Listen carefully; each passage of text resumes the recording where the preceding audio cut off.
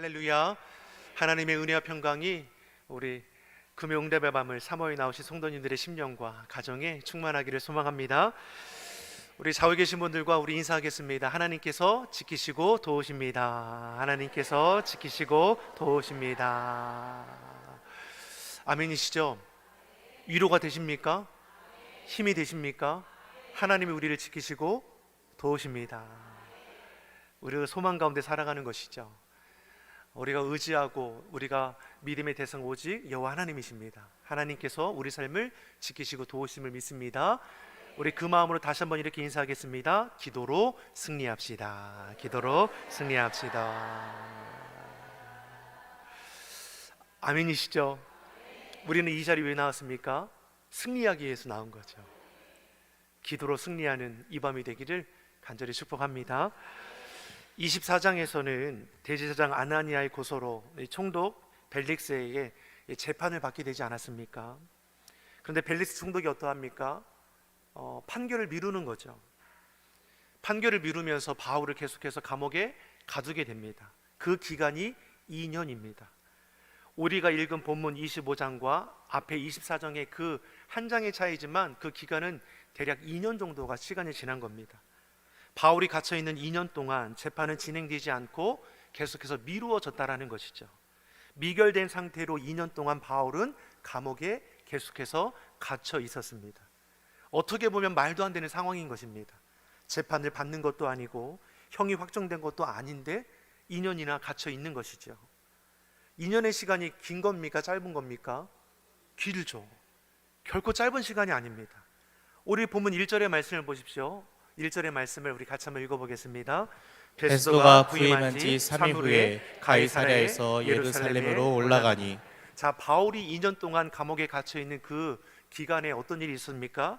총독 벨릭스가 그만두게 되고 베스도라는 새로운 총독이 부임하게 되었습니다. 총독은 로마 정부에서 이스라엘을 다스리기 위해서 파견하는 사람입니다.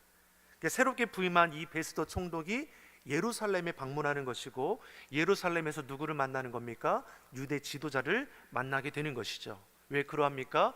저들이 협조를 해야지 이스라엘을 통치하는데 어려움이 없기 때문입니다.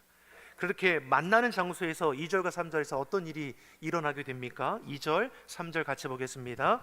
대제사장들과 유대인 중 높은 사람들이 바울을 고소할세 베스도의 호의로 바울을 예루살렘으로 옮기기를 선하니 이는 길에 매복하였다가 그를 죽이고자 함이더라. 아멘. 새롭게 부임한 총독 베스도를 만나는 자리에서 대제사장과 유대인 지도자들이 바울을 다시 한번 고소하는 것이죠.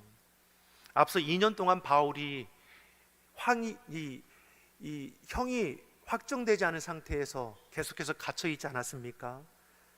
그러니 제대로 판결을 내려주든지 아니면 어떻게 합니까?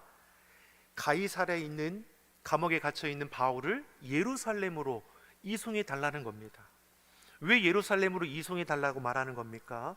앞서서 가이사랴로 이송하기 전에 어떤 일이 있었습니까? 광신적인 유대인들이 40명이 매복하여 있다가 바울을 죽이고자 계략을 꾸민 적이 있었습니다. 그때 하나님께서 어떻게 하셨습니까? 로마 군사 430명을 함께 동행하게 하셔서 안전하게 지켜주셨죠. 새롭게 부임한 총독에게 뭘 얘기하는 겁니까? 다시 예루살렘으로 이송해 주게 해달라는 것이죠. 무슨 괴계가 있는 것입니까? 자신들이 바울을 해하려 하겠다라는 마음이 있는 것이죠. 유대 지도자들에게 바울은 어떻습니까? 여전히 죽어 마땅한 죄인이라는 것이죠. 이에 대해 베스도 총독은 정치적인 입장에서 유대인들의 환심을 사기 위해서 그러면 자신과 같이 가이사랴로 가서 바울에게 잘못에 대해 고소하라고 말하는 것이죠. 그럼 내가 그거에 대해서 재판하겠다라는 겁니다. 바울의 죄가 입증이 되기만 하면 바울을 예루살렘으로 얼마든지 후송해 주겠다라는 것이죠. 그런데 문제는 뭐입니까? 바울이 죄가 있는 겁니까? 없는 겁니까?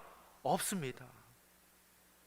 바울을 향한 억지 주장만 있는 것이지 아무리 걸고 넘어지려 해도 입증할 만한 죄 증거가 없다라는 것이죠.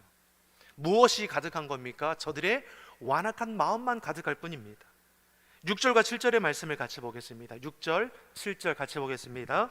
베스도가 그들 가운데서 8일 혹은 10일을 지낸 후 가이사랴로 내려가서 이튿날 재판 자리에 앉고 바울을 데려오라 명하니 그가 나오매 예루살렘에서 내려온 유대인들이 둘러서서 여러 가지 중대한 사건으로 고발하되 능히 증거를 대지 못한지라. 아멘. 새롭게 부임한 베스도 총독 앞에서 바울에 대한 재판이 이제 이루어지게 됩니다. 그리고 여러 가지 이유를 대면서 유대인들이 바울을 고발해 보지만 그에 대한 증거가 없다라는 것이죠. 억지 주장만 있는 것입니다. 재판을 진행하면 진행할수록 바울에게 죄가 없다라는 것만 확인될 뿐인 것이죠. 죄가 없으면 무죄 판결을 내리고 감옥에서 내보내 주어야 하는데 베스도 총독도 어떠합니까? 정치적인 이유로 유대인들의 마음을 얻고자 하니 또 가두어 두는 것이죠. 그래서 유대인들이 요청한 대로 바울에게 무엇을 제안하는 겁니까?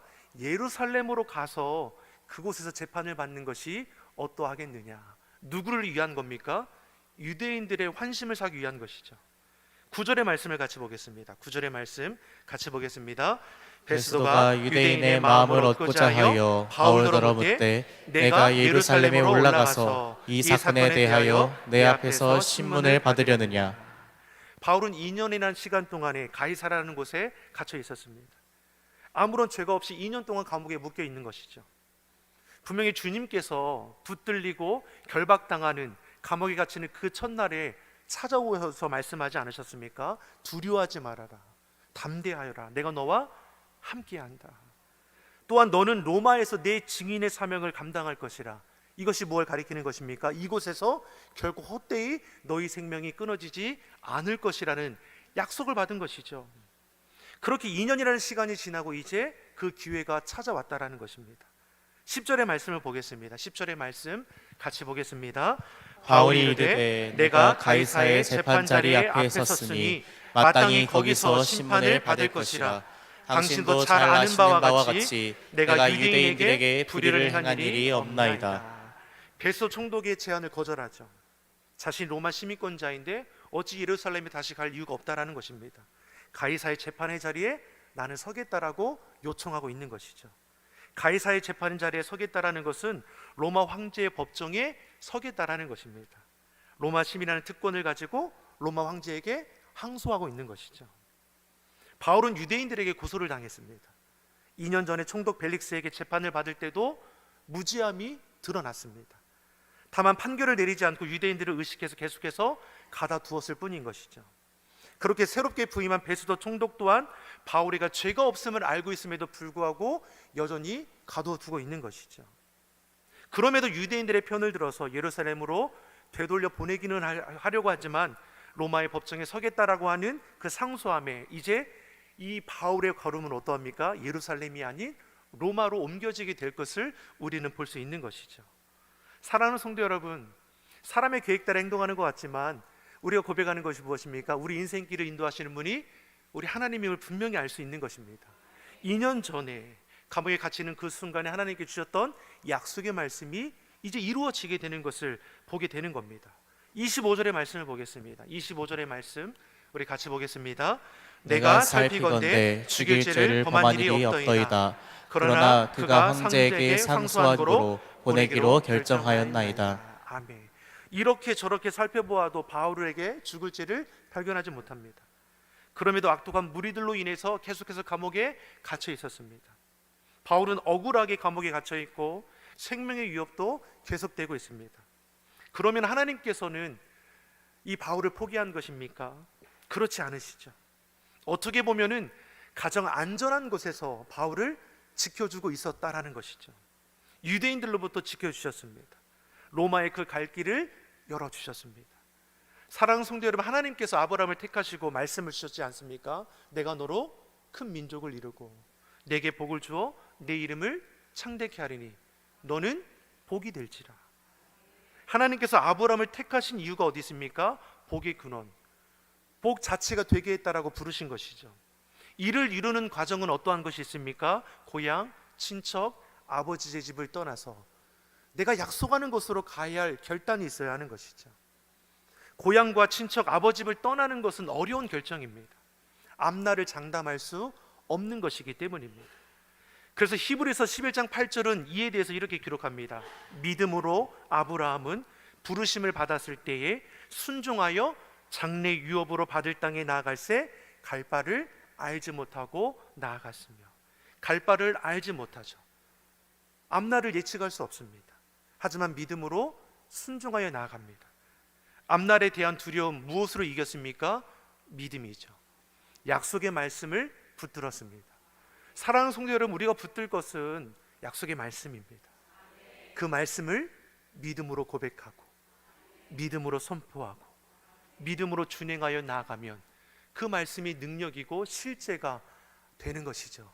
믿음은 바라는 것들의 실상이요, 보지 못하는 것들의 증거죠. 주님을 알지 못하는 자들, 믿음 없는 자들은 허황된 말로 들리겠지만 겨자씨 하나 같은 믿음만 있는 우리에게는 어떻습니까? 놀라운 능력의 말씀임을 아는 것이죠. 이 산을 들어도 저절로 옮길 수 있는 것이죠. 믿음이 능치 못함이 없다라는 것을 늘 그 삶의 자리에서 증거하는 우리 모두가 되기를 예수님의 이름으로 축원합니다. 억울하게 감옥에 갇혀있던 바울에게 2년이라는 그 시간은 헛된 시간이 아니었다라는 것이죠. 하나님의 때를 기다리는 시간이었습니다. 그 기간 동안 감옥은 바울에게는 어떤 곳입니까? 기도의 골방이 되어 주었습니다. 계속되는 전도 여행으로 지금까지 가져보지 못했던 그 쉼과 안식을 감옥에서 얻게 되는 것이죠. 하나님은 아무 이유 없이 우리에게 기다림이라는 고통을 주지 않으십니다. 사도 바울이 헛되이 감옥에 갇혀 있는 것입니까? 그렇지 않으시죠. 어떻게 보면 지금 바울에게는 감옥이 가장 안전한 곳입니다. 이것이 참으로 놀라운 섭리인 것이죠. 하나님께서는 그 장소가 감옥일지라도 안식과 쉼을 주실 수 있으십니다. 기다림의 자리를 축복의 자리로 인도하시는 하나님의 놀라운 섭리를 우리는 지금 보게 되는 것이죠. 우리의 삶의 자리도 똑같습니다. 하나님께서 우리가 구하는 자리를 외면하지 않으십니다. 믿음으로 버티고 견디어내는 우리 삶의 자리를 하나님께서는 복이 되게 하실 줄 믿습니다. 지금의 자리로 인도하신 분이 우리 하나님이시죠. 혹 그 자리가 절망의 자리라고 여겨지십니까? 고난의 자리라고 여겨지십니까? 바울도 같은 생각을 했을 것이죠. 하지만 하나님께서 저에게 찾아가셔서 말씀해 주시고 고난의 자리가 아니라 축복의 자리가 됨을 깨닫게 하셨습니다. 그 기다림이라는 시간을 믿음으로 묵묵히 이겨내는 저와 여러분이 되기를 예수님의 이름으로 축복합니다. 그럴 때 우리가 자리하는 우리 가정, 우리 산업, 우리 자녀, 우리 교회, 우리 나라, 우리 민족을 세우시고 지키시고 놀랍도록 역사하시는 그런 은혜를 우리가 맛보며 누리게 될 줄 믿습니다. 이 밤에 주신 약속의 말씀 아멘으로 받고 그 말씀을 선포함으로 말씀이 능력이 되는 것을 경험하며 나아가는 우리 모두가 되기를 예수님의 이름으로 축원합니다. 기도하겠습니다.